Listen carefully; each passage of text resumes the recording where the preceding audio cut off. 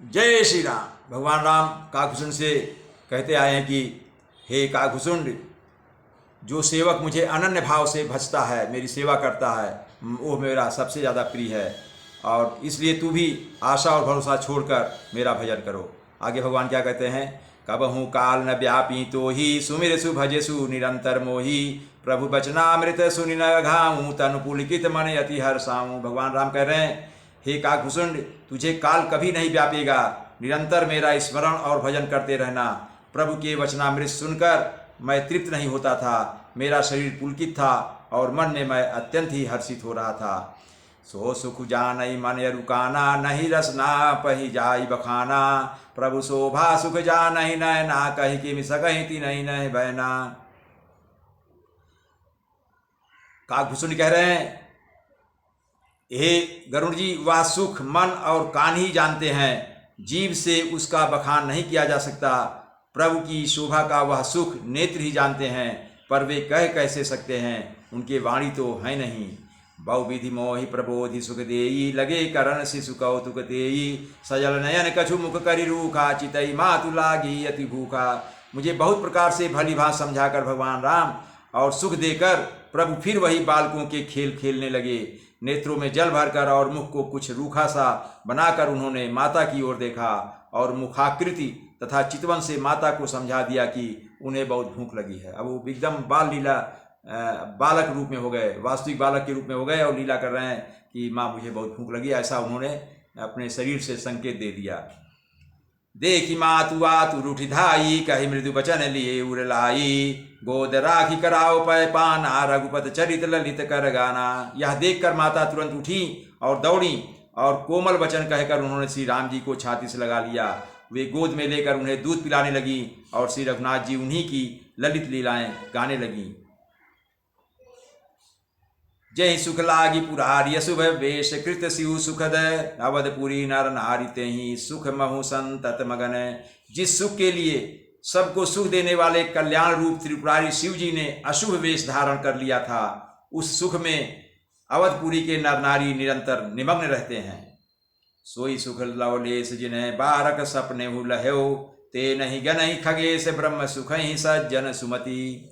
उस सुख का लवलेश मात्र अर्थात नाम मात्र का जिन्होंने एक बार स्वप्न में भी प्राप्त कर लिया, हे पक्षीराज, वे सुंदर बुद्धि वाले सज्जन पुरुष उसके सामने ब्रह्मसुख को भी कुछ नहीं गिनते। ऐसा गरुड़ जी को काकभूषण जी ने बता दिया। मैं पुनि अवध रहूँ कछुकाला, देखूँ बाल विनोद रसाला, राम प्रसाद भगति बर पायूँ, प्रभु पद बंद निज आश्रम आयूँ।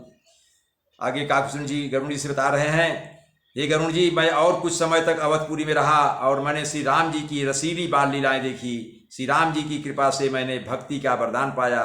उसके पश्चात प्रभु के चरणों की वंदना करके मैं अपने आश्रम पर लौट आया।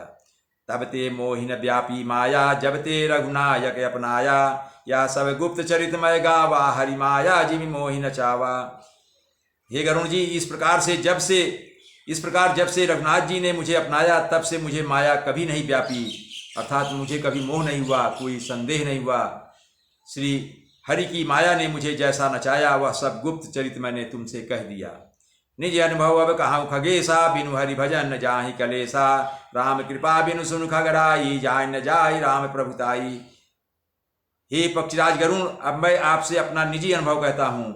वह यह है कि भगवान के भजन बिना क्लेश दूर नहीं होते। ये मेरा निजी अनुभव है। जब तक भगवान का भजन नहीं करोगे दुख दूर नहीं होगा। हे पक्षीराज सुनिए, श्री राम जी की कृपा बिना श्री राम की प्रभुता नहीं जानी जाती। भगवान राम जब कृपा करेंगे तभी उनकी प्रभुता को हम समझ सकते हैं, नहीं तो नहीं। जाने बिनु न होई प्रतीति, बिनु प्रतीति होई नहीं प्रीति, प्रीति बिना नहीं भगत दृढ़ाई, जिमि खगपति जल कहे चिकनाई। आगे काकभूषण जी कहते हैं, प्रभुता जाने बिना उन पर विश्वास नहीं जमता। भगवान की प्रभुता जब तक नहीं समझ में आएगी तब तक उन पर विश्वास नहीं होता। विश्वास के बिना प्रीत नहीं होती और प्रीत के बिना भक्ति वैसी ही दृढ़ नहीं होती जैसे हे पक्षीराज जल की चिकनाई नहीं ठहरती। बिनु गुरु होई की ज्ञान, ज्ञान की होई विराग बिनु, गा वहीं वेद पुराण सुख की लही हरि भगत बिनु। गुरु के बिना कहीं ज्ञान हो सकता है, अर्थात गुरु के बिना ज्ञान नहीं होता है। अगर ज्ञान प्राप्त करना है तो गुरु से पूछना है। अथवा वैराग्य के बिना कहीं ज्ञान हो सकता है? वैराग्य के बिना भी ज्ञान नहीं हो सकता है। इसी तरह वेद और पुराण कहते हैं कि श्री हरि की भक्ति के बिना क्या सुख मिल सकता है। वेद और पुराणों में ये लिखित है, शास्त्रसम्मत बातें हैं कि भगवान की भक्ति के बिना कोई भी सुख नहीं मिलता है। अगर सुख चाहना है, अपने को सुखी देखना है, तो भगवान की भक्ति करो, भगवान का भजन करो। को विश्राम की पावतात सहज संतोष बिनु, चलय की जल बिनु नाव कोटि जतन पची पची मरी। हे तात, काकभूषण जी कह रहे हैं, हे गरुण जी, स्वाभाविक संतोष के बिना क्या कोई शांति पा सकता है? चाहे करोड़ों उपाय करके पच पच मरिए, मतलब बार बार मरिए, फिर भी क्या कभी जल के बिना नाव चल सकती है? अगर जल नहीं तो नाव चल सकती है? चाहे जितना भी प्रयास कीजिए, अगर जल नहीं है तो नाव नहीं चल सकती है। उसी तरह से जब तक भक्ति नहीं है, आपको कोई शांति नहीं मिलेगी। इसलिए भगवान का भजन करो। जय श्री राम।